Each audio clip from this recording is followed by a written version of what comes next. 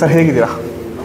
Super ಆಗಿತ್ತು, ಸಖತ್ತಾಗಿದ್ದೀನಿ. ನಿಮ್ಮ hair style ತುಂಬ ಇಷ್ಟ ಆಯಿತು ನನಗೆ. Thank you. ಸೊ ಅದು ಸಿನಿಮಾ ಟು ಸಿನಿಮಾ ಒಬ್ಬೊಬ್ಬರು ತುಂಬ ಚೇಂಜಸ್ ಮಾಡ್ತಾ ಇರ್ತಾರೆ, ಬಟ್ ನೀವು ಅವಾಗಿಂದ ಅದನ್ನೇ ಮೇಂಟೈನ್ ಮಾಡ್ಕೊಂಡಿದ್ದೀರಾ.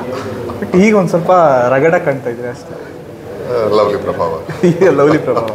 ಸೊ ಎಲ್ಲಿಂದ ಇಲ್ಲಿಗೆ ಒಂದು ಜರ್ನಿ ನಿಮ್ಮದು ನೋಡೋದಾದರೆ, ಈ ರಾಜಾವಲಿ ಜಗ್ಗ ಮತ್ತು KGF ಕಮಲ್, ಸೊ ಈಗ ಲವ್ಲಿಯಲ್ಲಿ ಗೊತ್ತಿಲ್ಲ ನೇಮ್ ಏನು ಅಂತ. ಸರ್ ಜೈ. ವಾವ್, ಸೂಪರ್, ಸಖತ್ತಾಗಿದೆ. ನಂದು ಜೈ ಅಂತ ನೇಮ್. ಸೊ ಸರ್, ನನಗೆ ಫಸ್ಟು ಒಂದು ಕೇಳಬೇಕು ಅಂತ ಅನಿಸಿದ್ದು, ಸಾಂಗ್ ಲಿರಿಕ್ಸ್ ನಂಗೆ ಬಹಳ ಇಷ್ಟ ಆಯಿತು ಲವ್ಲಿನಲ್ಲಿ. ಈಗ ರಿಲೀಸ್ ಆಗಿದ್ದು ಬಯಸಿ. ಸೊ ಆ ಸಾಂಗ್ ಲಿರಿಕ್ಸ್ನ ನೀವು ಹಾಡೋವಾಗ, ಅದಕ್ಕೆ ಜೀವ ತುಂಬುವಾಗ ನಿಜ ಹೇಳಿ, ಯಾರನ್ನು ನೆನೆಸ್ಕೊಂಡು ನಾನು ನೀವು ಹಾಡಲ್ಲ ಹೇಳಿದ್ದು? ಅಫ್ಕೋರ್ಸ್ ನನ್ನ ಲವ್ ಆಫ್ ಲೈಫ್, ನನ್ನ ಪ್ರೇಯಸಿ, ನನ್ನ ಹೆಂಡತಿ. ಹಾಡು ಬರೆದಿದ್ದು ನಮ್ಮ ಡೈರೆಕ್ಟರ್ ಬರೆದಿದ್ದು ಚೇತನ್ ಕೇಶವ್. ತುಂಬ ಸರಳವಾಗಿ, ತುಂಬ ಸೊಗಸಾಗಿ ಬರೆದಿದ್ದಾರೆ. ಸೊ ಅದನ್ನು ಫಸ್ಟ್ ಟೈಮ್ ಓದಿದಾಗಲೇ ತುಂಬ ಖುಷಿ ಕೊಟ್ಟಿತ್ತು. ಆ್ಯಂಡ್ ಹಾಡಬೇಕಾದ್ರೆ ಅಫ್ಕೋರ್ಸ್ ಅನೂಪ ಮ್ಯೂಸಿಕ್ಕು ನನಗೆ ಭಾಳ ವರ್ಷದ ಫ್ರೆಂಡ್ ಅನೂಪ್. ಸೊ ಅವ್ರ ಕಂಪೋಸಿಷನ್ಸ್ ಯಾವಾಗ ಚೆನ್ನಾಗಿರುತ್ತೆ. ಜನರಲಿ ಅವರು ಕೆಲಸದ ಬಗ್ಗೆ ಮಾತಾಡೋಂಗಿಲ್ಲ. ಆ ಒಂದು ರೆಕಾರ್ಡ್ ಮಾಡಬೇಕಾದ್ರೆ ನನಗೆ ಆ ಸಾಹಿತ್ಯನ ಟ್ಯೂನಲ್ಲಿ ಹಾಡಬೇಕಾದ್ರೆ ನನಗೆ ನನ್ನ ಕಣ್ಣು ಕಾಣ್ತಿದ್ದು ನೆನಪಾಗ್ತಿದ್ದು ನನ್ನ ಹೆಂಡ್ತೀನಿ. ಓಕೆ, ತುಂಬ ಚೆನ್ನಾಗಿದೆ. So and thank you so much ಇಂಥ ಸಾಂಗ್ನ ಕೊಟ್ಟಿದ್ದಕ್ಕೆ. ನಿಮ್ಮ ವಾಯ್ಸಲ್ಲಿ ಕೇಳೋದೆ ನಮಗೆ ಅದೊಂದು ಹಬ್ಬ. ಸೊ ಅದಕ್ಕೆ ಮುಂಚೆ ದಯವಿಟ್ಟು ಗಮನಿಸಿ, ಸೇಮ್ ಅದೇ ಥರ ಒಂದು ಥೀಮ್ ಸಿಕ್ಕಾಬಿಟ್ಟೆ ಬ್ಲಾಕ್ ಬಸ್ಟರ್ ಹಿಟ್ ಆಗಿತ್ತು ಸಾಂಗು. ಈಗ ಈ ಸಾಂಗ್ ಬಂದಿದೆ, ನಾವು ನೋಡಿದೆ, ಬೆಳಗ್ಗೆ ನೋಡಿದೆ 8 ಲಕ್ಷ ಆಲ್ರೆಡಿ ವ್ಯೂಸ್ ಆಗಿತ್ತು. ಇನ್ನೂ ಜಾಸ್ತಿ ಹೋಗ್ತಾ ಇರುತ್ತೆ. ಸೊ ಸಖತ್ತಾಗಿದೆ ಸಾಂಗ್ ಅಂತ ಅದಂತ ಹೇಳ್ತೀನಿ. ಆ್ಯಂಡ್ ಇನ್ನೊಂದು ಸಿನಿಮಾ ನಾನು ಕೇಳ್ಪಟ್ಟಿದ್ದೆ ಸರ್, ಸಿನಿಮಾ ಒಬ್ಬರ ಕಡೆಯಿಂದ, ಅಂದರೆ ಲವ್ಲಿ ಅನ್ನೋದು ಜಸ್ಟ್ ನಾವೇನೋ ಅನ್ಕೊತೀವಿ ಮೋಸ್ಟ್ಲಿ ಲವ್ಲಿ ಸ್ಟಾರ್ ಒಳಗಡೆ ಬರೀ ಲವ್ ಬಗ್ಗೆನೇ ಹೋಗುತ್ತೇನೋ ಜಾನರ್ ಅಂತ. ಬಟ್ ಪೋಸ್ಟರ್ ನೋಡಿದಾಗ ಸ್ವಲ್ಪ ಬೇರೆ ಥರ ಅನ್ನಿಸ್ತು. ಏನಿದು ಸ್ವಲ್ಪ ಏನೋ ರೌಡಿಸಮ್ ಸ್ಟೋರಿನಾ ಅಂತ. ಆಮೇಲೆ ಟ್ಯಾಟೋನಲ್ಲಿ ಅದು ಏನದು ಓಯಾ ಏನು ಸರ್ ಅದು ಅಂದರೆ ಸ್ಲ್ಯಾಂಟ್ ಆಗಿ ನೋಡಿದ್ರೆ ಓಯ್ ಅಂತ ಕಾಣುತ್ತೆ. Chinese litre. ಅದಕ್ಕೆಲ್ಲದಕ್ಕೂ ಒಂದು ಬ್ಯಾಕ್ ಸ್ಟೋರಿ ಇದೆ. ಅಂದರೆ ಅದರ ಅರ್ಥ ಬೇರೆ ಇದೆಯಾ ಹಾಗಾದರೆ? ಇದೆ, ಡೆಫಿನೆಟ್ಲಿ ಇದೆ. ಅದನ್ನು ಈಗ ಹೇಳೋಕ್ಕಾಗಲ್ಲ. ನೋಡಿ ಸೂಪರ್. ಅದೇ ಇದೆಲ್ಲ ನೋಡಿದಾಗ ನಮಗೆ ಸ್ವಲ್ಪ ಬೇರೆ ಥರ ಜಾನರ್ ಸಿನಿಮಾ ಅನಿಸಿದ್ದು ಅದು 100% ಡೆಫಿನೆಟ್ಲಿ. ಯಾಕೆಂದರೆ ಟೈಟಲ್ ಲವ್ಲಿ ಅಂದರೆ ಒಂದು ಲವ್ನಲ್ಲಿ ಅನ್ನೋದನ್ನ ಲವ್ಲಿ ಅಂತ ಹೇಳಿದ್ದಾರೆ ನಮ್ಮ ಡೈರೆಕ್ಟ್ರು. ಸೊ ಲವ್ವಲ್ಲಿ ಆಗಬಹುದಾದಂಥ ವಿಷಯಗಳು, ಲವ್ನಲ್ಲಿ ನಡೆಯಬಹುದಾದಂಥ ಅಥವಾ ನಡೆದಿರ್ತಕ್ಕಂಥ ಹಲವಾರು ವಿಷಯಗಳನ್ನು ಬೇಸ್ ಮಾಡಿ ಇಟ್ಕೊಂಡು ಬರೆದಿರೋ ಕಥೆ ಇದು. ತುಂಬಾ ಜೀವನಕ್ಕೆ ಹತ್ತಿರವಾಗಿರುತ್ತೆ. Of course it is lovely. ತುಂಬಾ ಸಿನಿಮಾದಲ್ಲಿರೋ ಲವ್ ಜರ್ನಿ ಅದ್ಭುತವಾಗಿದೆ. ಸಿನಿಮಾಲಿರ್ತಕ್ಕಂಥ ಆ ಒಂದು ಫ್ಯಾಮಿಲಿ ವ್ಯಾಲ್ಯೂಸ್, ಎಮೋಷ್ನಲ್ ವ್ಯಾಲ್ಯೂಸ್ ತುಂಬಾ ಚೆನ್ನಾಗಿದೆ. ಆ್ಯಂಡ್ ಒಂದು proper action fund cinema. 5 fight ಇದೆ. ಅಂದರೆ it's not just the number that I am mentioning. ಅಂದರೆ ಈ ಸಿನಿಮಾದಲ್ಲಿ ಅಂದರೆ ಅಷ್ಟೆಲ್ಲ ವಿಷಯಗಳಿದೆ. ಅಂದರೆ ಫೈಟ್ ಆಗೋದು ಸುಮ್ಮನೆ ಏನೋ ಫೈಟು ಅಲ್ಲ, ಬಿಲ್ಡಪ್ ಫೈಟು ಅನ್ನೋದಕ್ಕಿಂತ ಅದಕ್ಕಿರ್ತಕ್ಕಂಥ ಉದ್ದೇಶಗಳು, ಅವನು ಆ ಪಾತ್ರ ಪಡ್ತಕ್ಕಂಥ ಪ್ರಯಾಸ, ಆ ಸ್ಟ್ರಗಲ್, ಆ ಎಫರ್ಟ್ ಎಲ್ಲನೂ ತುಂಬ ಸಕಾರಣಕ್ಕಿರುತ್ತೆ. ತುಂಬ ಆಳವಾದ ಕತೆ, ಗಾಢವಾದ ಕತೆ. ನನ್ನ ಅಶ್ಯೂರೆನ್ಸ್ ಕೇಳಿದ್ರೆ yes you will love it ಅಂತ. ಓಕೆ. ಆ್ಯಂಡ್ ಇದರಲ್ಲಿ ಇಬ್ಬರು ಹೀರೋಯಿನ್ಸ್ ಆ್ಯಕ್ಚುಲಿ. ಸೊ ನಾವು ನೋಡಿದ್ದೀವಿ. ಸೊ ಹೀರೋಯಿನ್ ಮೇನ್ ಹೀರೋಯಿನ್ ಒಬ್ಬರೇ, ಸ್ಟೆಫಿ ಪಟೇಲ್ ಅಂತ, ವೆರಿ ಟ್ಯಾಲೆಂಟೆಡ್ ಆ್ಯಕ್ಟ್ರೆಸ್. ನಾರ್ತ್ ಅವರು, ಜಾರ್ಖಂಡ್ ಅವರು. She was Miss India finalist ಏನೋ.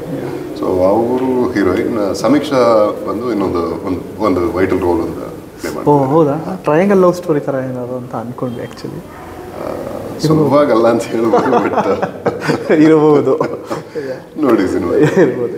ಸರ್, ಈ ಥರ ಫ್ಲೇವರ್ ಸಿನಿಮಾಗಳು ಆ್ಯಕ್ಚುಲಿ ಸೊ ತುಂಬ ಜನಗಳಿಗೆ ಲೈಕ್ ಆಗೋದು ಈ ಟಿ ವಿನಲ್ಲಿ ನೋಡಿದ ಮೇಲೆ. ಆ್ಯಕ್ಚುಲಿ ನಾವು ನೋಡಿದಂಗೆ ಫ್ರ್ಯಾಂಕಾಗಿ ಹೇಳ್ತೀನಿ ನಾನು, ಥಿಯೇಟ್ರಲ್ಲಿ ಎಕ್ಸ್ಟ್ರೀಮ್ಲಿ ಹಿಟ್ ಆಗುತ್ತೆ ಕೆಲವೊಂದು ಸರಿ. ಸೊ ಅದು ಈ ಥರ ಜಾನರ್ಗಳು ತಗೊಳ್ಳಿ, ಈ ಕಿಚ್ಚ ಹುಚ್ಚ ತಗೊಳ್ಳಿ, ಈ ಥರ ಅಂದರೆ ಬೇಸಿಕ್ ರೌಡಿಸಮ್ ಆದಮೇಲೆ ಅವ್ರ ಮೇಲೆ ಲವ್ ಆಗೋದು ಎಕ್ಸಾಂಪಲ್ ಹೇಳಿದೆ. ಸೊ ಇತ್ತೀಚಿನ ದಿನಗಳೇ ಈ ಥರ ಟ್ರೆಂಡ್ ಆಗ್ತಾ ಇದೆ ಸಿನಿಮಾಗಳು ಮಾಡೋದು. ಆ್ಯಕ್ಚುಲಿ ಮುಂಚೆ ನಾನು ಹೇಳಿದ್ದು ಆ ಥರ ನಡೀತಾ ಇತ್ತು. ಟಿ ವಿನಲ್ಲಿ ತುಂಬ ಜನ ಇಷ್ಟಪಡೋರು, ಥಿಯೇಟ್ರ್ ಕಮ್ಮಿ ಇತ್ತು.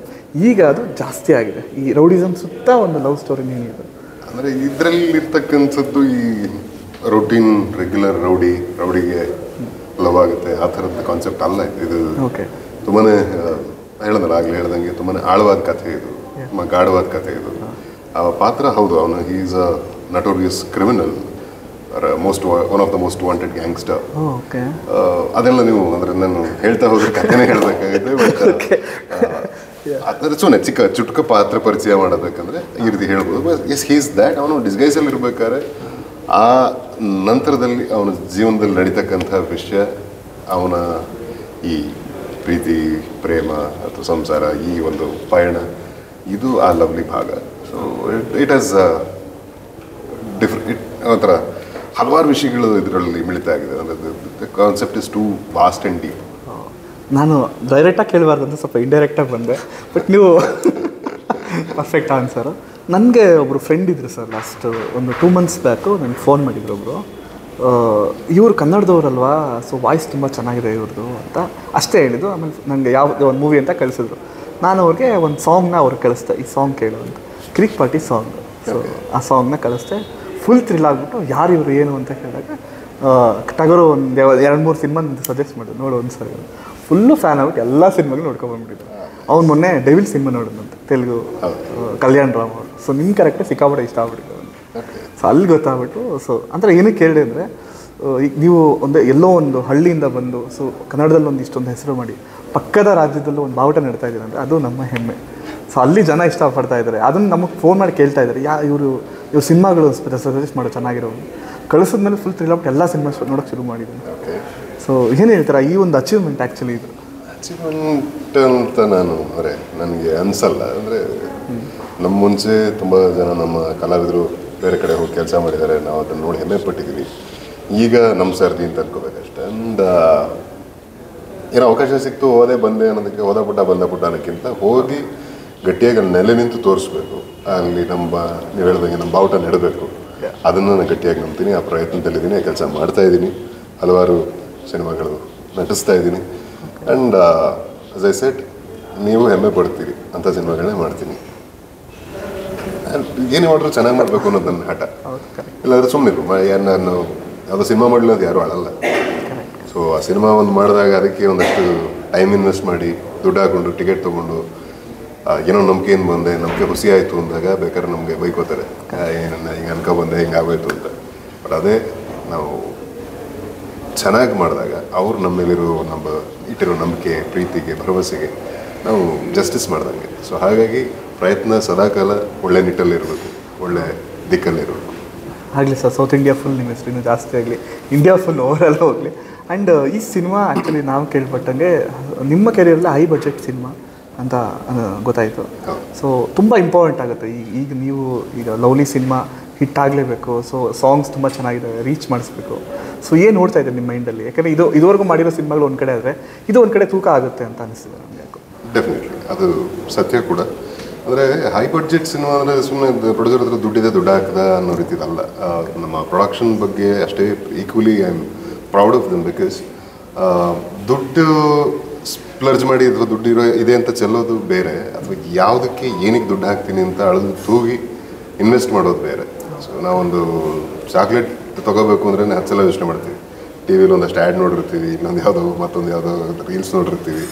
ಸೊ ಅದರಲ್ಲಿ ನೋಡಿ ಇಷ್ಟಪಟ್ಟು ಟ್ರೈ ಮಾಡಬೇಕು ಅಂತ ಅನ್ಕೊಂಡು ಚಾಕ್ಲೇಟ್, ಒಂದು ಟೂತ್ ಪೇಸ್ಟ್ ತೊಗೊಳ್ಳಿ, ಅದಕ್ಕೆ ಒಂದಷ್ಟು ಪರಾಮರ್ಶೆ ಮಾಡ್ತೀವಿ.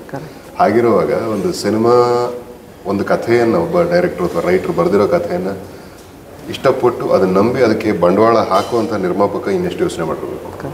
ಸೊ ಈಗ ವಸಿಷ್ಠ ಇದನ್ನೇ ಅಂತ ಇಷ್ಟು ದುಡ್ಡು ಹಾಕ್ಬಿಡೋದು ಅಂತ ಅಲ್ಲ. ಈ ಕಥೆಗೆ ಏನು ಬೇಕು ಅದನ್ನ ಪ್ರೊವೈಡ್ ಮಾಡಬೇಕು, ಅದನ್ನು ಅರ್ತು ಇನ್ವೆಸ್ಟ್ ಮಾಡಿರ್ತಕ್ಕಂಥ ಪ್ರೊಡ್ಯೂಸರ್ ನಮ್ಮ ಪ್ರೊಡ್ಯೂಸರ್. ಸೊ ಹಾಗಾಗಿ I have got huge regards for it.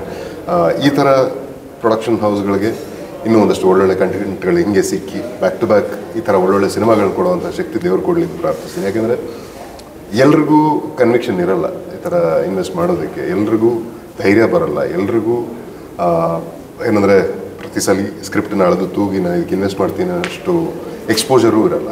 ತಪ್ಪಲ್ಲ, ಇಲ್ಲದೇ ಇರೋ ತಪ್ಪಲ್ಲ, ಬಟ್ ಇರಲ್ಲ. ಸೊ ನಮ್ಮ ಪ್ರೊಡ್ಯೂಸರ್ ಆ ಒಂದು ವಿಷಯಕ್ಕೆ ಹೇಳಬೇಕಂದ್ರೆ ಈಸ್ ವೆರಿ ಪ್ಯಾಷನೇಟ್.